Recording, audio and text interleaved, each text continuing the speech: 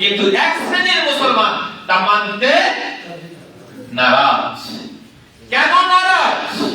এই কোরআন পার্লামেন্টে গেলে মদ খাওয়া বন্ধ হয়ে যাবে, এই কোরআন পার্লামেন্টে গেলে জেনা ব্যভিচার বন্ধ হয়ে যাবে, এই কোরআন পার্লামেন্টে গেলে ঘুষ বন্ধ হয়ে যাবে, এই কোরআন পার্লামেন্টে গেলে জাকাত ব্যবস্থা চালু হবে, সুদ ব্যবস্থা উঠে যাবে। সুবহানাল্লাহ বলেন। যারা জেনা করতে চায়, যারা জেনা ব্যভিচার উঠলে যাদের সমস্যা, যাদের বোতল খাওয়া না খাওয়া গেলে সমস্যা, এই শ্রেণীর মুসলমানরা কোরআন পার্লামেন্টে যাক তারা চায় না। তারা ভালো করেই জানে যখন নেশার বিচার হবে তখন বেত্রাঘাত করা হবে, যখন জেনা ব্যভিচারের বিচার ফয়সালা করা হবে তখন তাকে অর্ধেক পুঁতে পাথর ফিকে পাথর নিক্ষেপ করে তাকে মারা হবে। তারা এটা আউযু বিল্লাহি মিনাশ শাইতানির রাজীম। বিসমিল্লাহির রাহমানির রাহিম।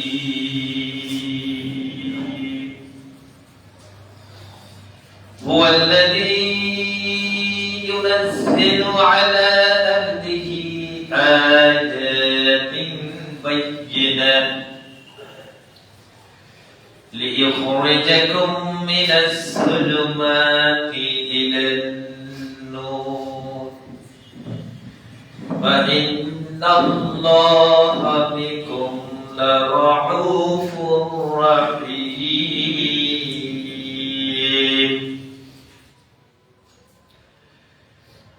وما لكم ألا تنفقوا في سبيل الله ولله ميراث السماوات والأرض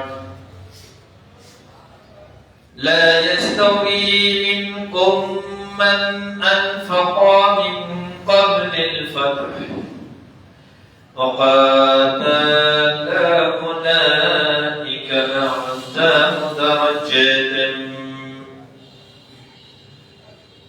درجات من الذين أنفقوا من بعد وقاتلوا وكلا وعلى الله الحسنى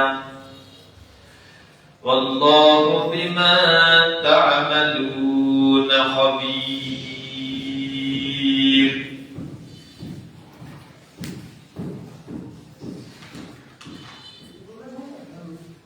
فعن أبي هريرة رضي الله تعالى عنه قال قال رسول الله صلى الله عليه وسلم لقد رأيتني في الحجر وقريش تسألوني عن مسرايا فسألتني عن أشياء من بيت المقدس لم أصبحها والآخر الحديث. মহান দরবারে শুকরিয়া জানাই যে আল্লাহ রাব্বুল আলামিন আমাদেরকে ভালোবাসার সহিত আসার তৌফিক দান করলেন। শুকরিয়া আলহামদুলিল্লাহ। শত শত কোটি কোটি সালাত জনাব মুহাম্মদ রাসূলুল্লাহ সাল্লাল্লাহু আলাইহি ওয়াসাল্লাম। গত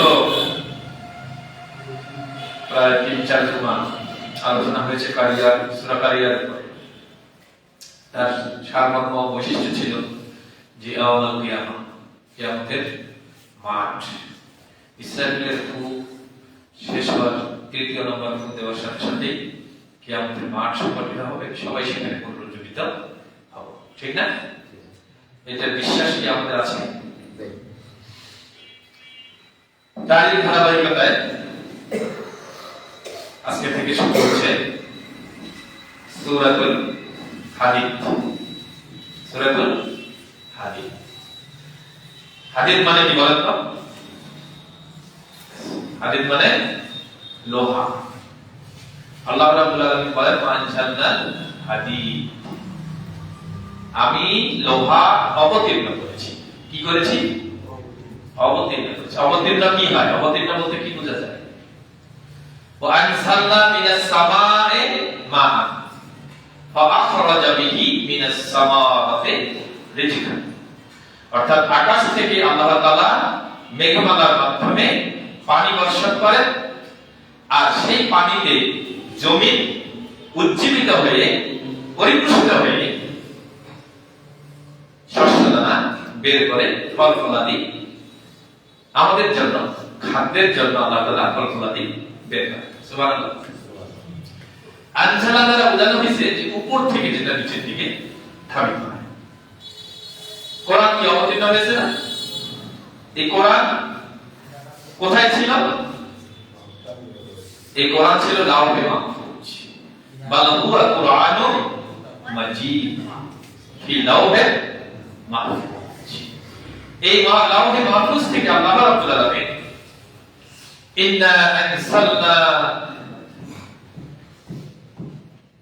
ইন্না আনজালনাহু ফি লাইলাতিল কদর। এই লাইলাতুল কদরে, রমজানের লাইলাতুল কদরে আর লাওহে মাহফুজ থেকে সরাসরি প্রথম আসমানে একটি কপি, কোরআনের একটি কপি নাযিল করেন বলেন সুবহানাল্লাহ। এবং সেই প্রথম আসমান থেকে মুহাম্মদ সাল্লাল্লাহু আলাইহি সাল্লামের কাছে ক্রমান্বয়ে সেটা আল্লাহ তাআলার হুকুমে যখন যে ঘটনা প্রবাহ অনুযায়ী যা দরকার সেটাই আল্লাহ তাআলা জিবরাইল মারফত আল্লাহর নবীর কাছে পরবর্তীতে প্রেরণ করেন। কয় বছর? 23 বছর। একাধারে 23 বছর। 23 বছরের মধ্যে 10 বছর নবী করিম সাল্লাল্লাহু আলাইহি ওয়াসাল্লাম ছিলেন মক্কায়, আর 13 বছর ছিলেন মদিনায়। এই মক্কায় 10 বছর নাযিলকৃত সূরাগুলি হচ্ছে মাক্কি, আর মদিনায় যাওয়ার পরে যতগুলো সূরা তার উপরে নাযিল হয়েছে তা মক্কায় হোক আর মদিনায় হোক তা হলো মাদানী। এই সূরা হাদীদ হলো মাদানী সূরা। কি সূরা? মাদানী সূরা। হাদীদ মানে কি বললাম? বলেন সবাই কি বললাম? যারা বলতেছেন না তারা কি জানেন না? বলতে হবে, আমি যখন বলতে বলবো তখন বলবেন। এই হাদীদ মানে হলো লোহা। আর এই লোহা কিন্তু পৃথিবীতে তৈরি করা সম্ভব নাকি সম্ভব না? বলেন স্যার, বলেন তো সম্ভব? এই লোহা পৃথিবীতে তৈরি করা সম্ভব। সূর্য, গ্রহ, নক্ষত্রের মধ্যে যত তাপ আছে এই তাপগুলিকে যদি সবগুলিকে একত্রিত করে লোহা তৈরি করার ব্যবস্থা করা হয়, তারপর লোহা তৈরি করা সম্ভব। আল্লাহ তাআলা এই লোহা পৃথিবীতে নাজিল করেছেন। এই লোহাগুলি আমরা উল্টায় পাল্টায় কি করি? জিনিসপত্র তৈরি করি। এমনকি নিয়ামত, যে এই লোহা ছাড়া কোনো কিছুই তৈরি করা সম্ভব। প্রত্যেকটি জায়গায় দেখেন লোহার ব্যবহার আছে, ঠিক না? এই লোহার ব্যবহার বান্দারা করবে, তাই আল্লাহ তাআলা লোহা নাযিল করেছেন। তিনি যে রব, তিনি যে প্রতিপালনকারী, আল্লাহর সৃষ্টির দিকে তাকান। সকল সৃষ্টি একমাত্র মানুষের উপকারের জন্য সৃষ্টি করেছেন। সুবহানাল্লাহ। কিন্তু তিনি প্রথম সৃষ্টি করেছিলেন কি? তিনি প্রথম সৃষ্টি করেছিলেন কলম। সুবহানাল্লাহ। তিনি প্রথম সৃষ্টি করেছিলেন কলম, এবং কলমকে তিনি নির্দেশ করলেন কলম লিখো। উক্তব কলমকে নির্দেশ করলেন তুমি লিখো। কি লিখো? আল্লাহ তাআলা যা চাইলেন, যা ভাবলেন, যা তিনি করবেন তা তিনি সব কলমকে বলে দিলেন। কলম ক্রমান্বয়ে তা লিখে দিলেন। বলেন সুবহানাল্লাহ। এই লেখাটা সেই লাওহে মাহফুজে আল্লাহ তাআলা লিখে দিলেন। সেইখানে আমাদের এই কোরআনুল কারীমও আল্লাহ তাআলা এই কলমকে দিয়ে লিখা। কারণ আল্লাহ তাআলার কাছে কোনো কিছুই অতীত বা ভবিষ্যৎ নেই। আল্লাহ তাআলার কাছে সম্পূর্ণটাই হলো বর্তমান। তিনি কোন নবীর উপরে কি কোন কিতাব অবতীর্ণ করবেন এবং কোন জামানায় কোন রাসূল পাঠাবেন, আপনাকে আমাকে কখন পাঠাবেন, আপনার আমার তাকদীর অর্থাৎ ভাগ্যে কি আছে, কি ঘটবে, এই সব কিছু তিনি সেদিনই লিপিবদ্ধ করেছেন। সুবহানাল্লাহ। কালকা বারিজা এই তাকদীর আমাদের লিপিবদ্ধ আছে। এইজন্য তাকদীর সম্পর্কে কোন প্রেক্ষাপট নাই, প্রেক্ষাপট একটাই যে তাকদীর আমাদের লিপিবদ্ধ, আমার ভাগ্যে যা আছে তা ঘটবে। এটা হলো এক শ্রেণীর আলেমদের কথা। আরেক শ্রেণীর আলেমরা বলেন তাকদীর হলো দুই ভাগে বিভক্ত। কয় ভাগে? দুই ভাগে। একটা হলো তাকদীরে মুবরাম আর একটা হলো তাকদীরে মুআক্কাদ, অর্থাৎ পরিবর্তনশীল ভাগ্য আর একটা হলো অপরিবর্তনশীল ভাগ্য। যাই হোক, সেদিনই আমাদের এই তাকদীর লিপিবদ্ধ করা হয়। এই লোহা দিয়ে আমরা সবকিছু তৈরি করি। যেহেতু লোহা তৈরি করা সম্ভব না, লোহা তৈরি করতে যে তাপমাত্রার প্রয়োজন, এই তাপমাত্রা পৃথিবীর কোন মানুষ সৃষ্টি করতে সক্ষম নয়। এই হাদিসে আল্লাহ তাআলা এই হাদিসে বলেন, প্রথম আয়াতটিতে বলেন সাব্বাহা লিল্লাহি মা ফিস সামাওয়াতি ওয়াল আরদ। সাব্বাহা লিল্লাহ, আল্লাহর জন্য তাসবিহ, আল্লাহর জন্য প্রশংসা। এটা পৃথিবীর সব সৃষ্টি করছেন। পৃথিবীর এমন কোন সৃষ্টি নাই যা আল্লাহর তাসবিহ পাঠ করে না। সুবহানাল্লাহ। পশু পাখি থেকে শুরু করে জীব জড় যা আছে সব দাঁড়িয়ে আল্লাহ তাআলার তাসবিহ পাঠ করছেন। মা ফিস সামাওয়াতি ওয়াল আরদ, আকাশ এবং জমিনের মাঝে। শুধু তাসবিহ পাঠ করে না, আল্লাহ তাআলা শ্রেষ্ঠ জীব আশরাফুল মাখলুকাত, সেটা কি বলেন তো? মানুষ। মানুষ আল্লাহ তাআলার তাসবিহ থেকে বিমুখ। যেই কোরআনুল কারীম আল্লাহ তাআলা পৃথিবীতে আল্লাহর নবীর উপরে দীর্ঘ 23 বছর যন্ত্রণা কষ্ট ভোগ করে সহ্য করে একদিকে মাঠে দ্বীপ প্রচার, দ্বীপ প্রসার, মাঠের অত্যাচার, অবিচার, হত্যার হুমকি, অন্যদিকে কোরআন নাযিলের যে কষ্ট, এই কষ্ট প্রবাহ নিয়ে আল্লাহর নবী যে কষ্ট করে এই কোরআন ধারণ করে তার বাহক হিসেবে আমাদের কাছে পৌঁছায় দিলেন। আজকে এই মানুষ শুধুমাত্র কোরআন বুঝতে অক্ষম। ঠিক না বেঠিক? কোরআনে হিদায়াত আছে, কোরআনে নামাজের কথা আছে, কোরআনে রোজার কথা আছে, কোরআনে হজের কথা আছে, কোরআনে সত্য কথা বলার কথা আছে, কোরআনে ন্যায় ইনসাফের কথা আছে, কোরআনে সৎ ব্যবহারের কথা আছে, কোরআনে পিতামাতার হক আদায়ের কথা আছে, কোরআনে ছেলে মেয়ে হক আদায় করার কথা আছে, কোরআনে প্রতিবেশীর হক আদায় করার কথা আছে। শুধু নাই কোরআনে রাজনীতির কথা। কিসের কথা?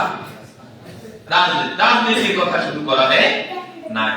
অথচ আল্লাহ তাআলা আল্লাহ রাব্বুল আলামিন বললেন আন আকিমুদ্দিন ওয়ালা তাতাফাররাকু ফি, তোমরা দ্বীন প্রতিষ্ঠা করো ঐক্যবদ্ধ হয়ে। এখানে কোনো বৈপরীত্য, কোনো মতপার্থক্য চলবে না। কার কথা? আমার কথা। সূরা শুরা, সূরা শুরা একটা সূরার নাম আছে, তার নাম হলো শুরা। আয়াত নাম্বার 13 খুঁজে দেখবেন। আন আকিমুদ্দিন ওয়ালা তাতাফাররাকু ফিহি, তোমরা দ্বীন প্রতিষ্ঠা করো, এখানে কোনো মতপার্থক্য, কোনো বৈপরীত্য, কোনো ভেংসি চলবে না। কার কথা? আল্লাহর কথা। অথচ এক শ্রেণীর মানুষ, মানুষ নয়, এক শ্রেণীর মুসলমান আজ বলছে যে কোরআনে কোনো রাজনীতি নাই। এ কি মুসলমান? আপনারা মুসলমান বলবেন তাকে যে বলে কোরআনে রাজনীতি নাই? কি বলেন? বলবেন?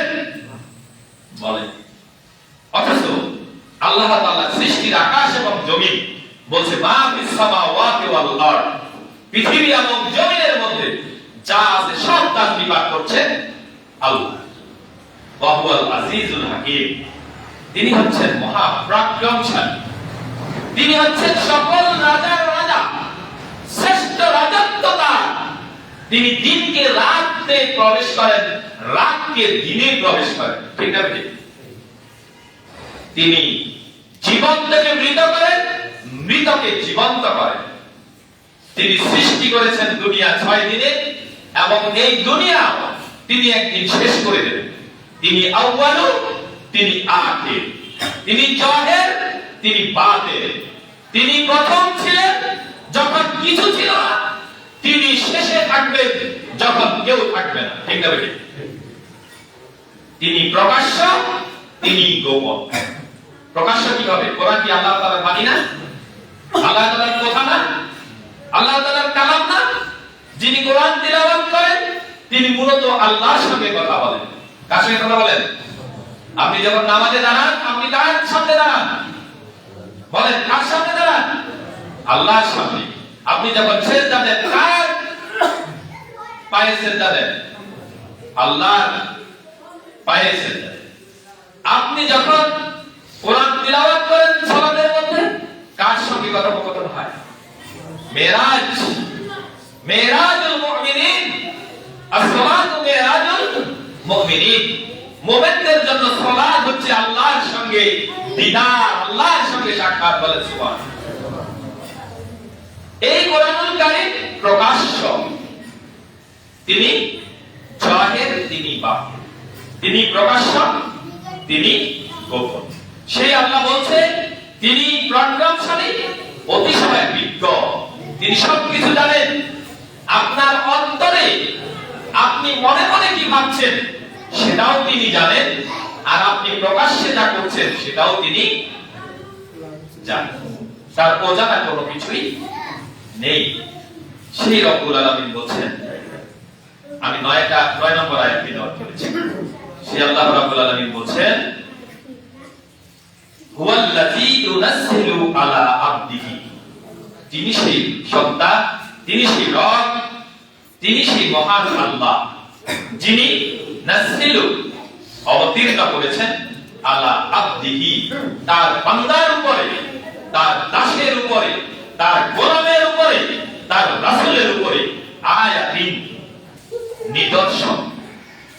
আয়াত শব্দের অর্থ হলো নিদর্শন, অর্থাৎ এই কোরআন বাইয়িনাতিন, প্রমাণ সহ। কি সহ? প্রমাণ সহ।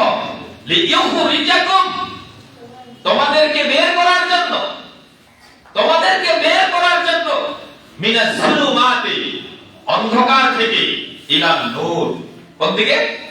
আলোর দিকে নিয়ে যাবে। রাজি নয়, এটা তারা চায় না। এই কারণে আল্লাহ বলছেন এই কোরআন হলো আমি আল্লাহ, আমি আমার বান্দার উপরে নাজিল করেছি, প্রেরণ করেছি স্পষ্ট প্রমাণ সহ যে এই কোরআন বের করে নিয়ে আসবে মানুষকে কোথা থেকে? অন্ধকার থেকে আলোর দিকে, ইলা নূর, ওয়া ইন্নাল্লাহা বিকুম লারাউফুর রহিম। আর প্রকৃতপক্ষে আল্লাহ তাআলা অতীব দয়ালু এবং মেহেরবান। অতীব দয়ালু এবং মেহেরবান। আল্লাহ তাআলা অতীব দয়ালু এবং মেহেরবান এই কারণে যে তারা আজকে কোরআনের পার্লামেন্টে যান, তারা চাক আর না চাক, তাদের রিজেক্ট, তাদের সম্মান, তাদের প্রভাব প্রতিপত্তি কোনো কিছুর প্রতি আল্লাহ রাব্বুল আলামিন আঘাত করবে না। আবু জেহেলকে আল্লাহ খাওয়ায় নাই? আবু লাহাবকে খাওয়ায় নাই? যেই লাহাবের ব্যাপারে, যেই লাহাবের উপরে আল্লাহ তাআলা সর্বোচ্চ অসন্তুষ্ট, যার নামে একটি সূরা আল্লাহ রাব্বুল আলামিন তার হাবিবের উপরে নাযিল করলেন, তাব্বাত ইয়াদা আবি লাহাবিন ওয়া তাব, ধ্বংস হোক 2 হাত আবু লাহাবের। যে রাব্বুল আলামিন যে আবু লাহাবের ধ্বংস নিজেই চেয়েছেন, তারপর সেই আবু লাহাবকে কি রিজেক্ট থেকে বন্ধ করেছিলেন আল্লাহ? বলেন, তার সব কিছু থেকে, কোনো কিছু থেকে, পৃথিবীর পাওনা থেকে তাকে আল্লাহ মাহরুম করে নাই। এই কারণে আল্লাহ রাব্বুল আলামিন বলছেন যে ওয়া ইন্নাল্লাহা, নিশ্চয়ই আল্লাহ, বিকুম লারাউফুর রহিম, তিনি হচ্ছেন তোমাদের প্রতি অতীব দয়ালু এবং মেহেরবান। এরপরে বলছে ওয়া মা লাকুম আল্লাহ তুনফিকু ফি সাবিলিল্লাহ ওয়া লিল্লাহি মিরাসুস সামাওয়াতি ওয়াল আরদ। অর্থাৎ কি ব্যাপার যে তোমরা খরচ করো না আল্লাহর পথে? তোমরা আল্লাহর পথে খরচ করছো না, অথচ জমিন ও আসমানের উত্তরাধিকারী তার। ওয়ালিল্লাহি মিরাসুস সামাওয়াতি ওয়াল আরদ, এই আকাশ এবং জমিনের মালিক কে? যদি আল্লাহ হয়, আর সবকিছু যদি আল্লাহ দিয়ে থাকেন, আপনার সুস্থতা অসুস্থতা, আপনার রিজিক, আনজালা মিনাস সামায়ে মান, তিনি আকাশ থেকে পানি অবতীর্ণ করেন, আর ইখরুজ আনজালা মিনাস সামায়ে মান ফাখরাজা বিহি মিনাস সামারাতি রিজকা, তিনি আকাশ থেকে পানি নাযিল করেন আর জমিন থেকে আপনার জন্য খাদ্য ব্যবস্থা করেন। তাহলে সেই আল্লাহ রাব্বুল আলামিন বলছেন যে আমি যদি এই সব কিছুর মালিক হই আর আমি যদি এর মালিক হই, তাহলে তোমাদের কি হলো? ওমা লাকুম আল্লাহ তুনফিকু, যে তোমরা ব্যয় করো না ফি সাবিলিল্লাহ, আল্লাহর রাস্তায়। কেন তোমাদের কি হলো যে তোমরা আল্লাহর রাস্তায় ব্যয় করছো না? লা ইয়াসতাবি মিনকুম মান আনফাকা মিন ক্বাবলিল ফাতহ ওয়া কাতালা। অথচ আল্লাহ রাব্বুল আলামিন বলছেন তোমাদের মধ্যে যারা বিজয়ের পরে অর্থ ব্যয় করবে এবং জিহাদ করবে, তারা কখনো সেসবের বিষয়ে সমকক্ষ হতে পারে না। এখন বলেন, রাসূল সাল্লাল্লাহু আলাইহি ওয়াসাল্লাম যখন মক্কায় দ্বীন প্রচার করছিলেন, তখন গোপনে গোপনে যারা দ্বীন গ্রহণ করেছিল, জীবনের ঝুঁকি নিয়ে, ভয় নিয়ে, এরা আর যারা মক্কা এবং মদিনা, মক্কা বিজয়ের পর যারা দ্বীন গ্রহণ করেছিল, তারা কি সমান? কেন সমান নয়? আজকে 15 বছর, 15.5 বছর যারা বাংলাদেশ জামাত ইসলামের পতাকা নিয়ে রোডে, মাঠে, ময়দানে, মসজিদে, মেম্বারে, সব জায়গায় যারা প্রকাশ্যে ঘুরেছে, তাদের মান আর আজকে যারা জামাত ইসলামের ব্যানারে আছে, তাদের মান কি সমান? গত 15.5 বছরে বিএনপির ব্যানারে প্রকাশ্যে যারা ছিল, তাদের মান আর আজকে বিএনপির ব্যানারে যারা সবাই আছে, তাদের মান কি সমান? কেন সমান? কারণ ওই সময় ছিল জামাত বিএনপি নিধনের একটি সময়। জামাত বিএনপি দেখলেই তাকে ধরো, জামাত বিএনপি দেখলেই তাকে ভিতরে ঢুকাও, জামাত বিএনপি দেখলেই তাকে মিথ্যা মামলা দাও, জামাত বিএনপি দেখলেই তাকে যদি ফাঁসির কাস্টে ঝুলানো যায় তারও ব্যবস্থা করো। ঠিক না বেটি? ঠিক সেই সময় যারা এই পরিচয় দিয়েছে, তাদের মান আর আজকে যারা পরিচয় দিচ্ছে, তাদের মান সমান নয়। আল্লাহ রাব্বুল আলামিন সেই কথাই বললেন যে মক্কা বিজয়ের আগের সময়ে আর এখনকার সময়ে, মক্কায় যখন আমার রাসূল হাঁটি হাঁটি পা পা করে ইসলামের কথা বলে, ইসলামের দাওয়াত দেয়, সেই সময়ে যারা ইসলাম গ্রহণ করেছে, তাদের মান আর মক্কা বিজয়ের পরের মান এক নয়। বাংলাদেশে ইসলাম কায়েম এখনো হয়নি। বাংলাদেশের কোরআনে এখনো পার্লামেন্ট যায়নি।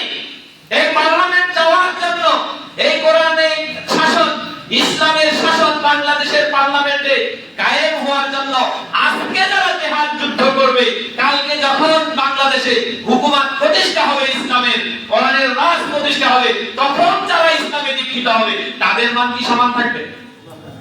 কি বলেন? থাকবে? থাকবে। আল্লাহ রাব্বুল আলামিন এই আয়াতে তাই বুঝাইলেন। কাজে আসুন আমরা সূরা হাদীদের আলোকে, ইনশাআল্লাহ আমি শুরু করেছি, এই হাদীদের আলোচনা ক্রমান্বয়ে চলবে। যেদিন যতটুকু সময় কথা বলবো, এই লোহা দ্বারা আল্লাহ তাআলা এই সূরা হাদীদে কিছু বুঝাতে চেয়েছেন। কারণ আল্লাহ তাআলা অনেক কিছুর নামে সূরা দিয়েছেন। সূরা ফিল হাতির নামে সূরা দিয়েছেন, সূরা নমল পিঁপড়ার নামে সূরা দিয়েছেন, হাদীদ লোহার নামে সূরা দিয়েছেন। এভাবে করে এই যে নামে নামে সূরা দিলেন, এগুলোর বিশেষত্ব আছে, কারণ আছে। কারণগুলো আমরা ইনশাআল্লাহ জানবো। আজকে যেহেতু সময় শেষ, আল্লাহ তাআলা আমাদের সবাইকে এতক্ষণ যাবত যে আলোচনা শুনলাম, এই আলোচনার উপর প্রতিষ্ঠিত থাকার তৌফিক দান করুন।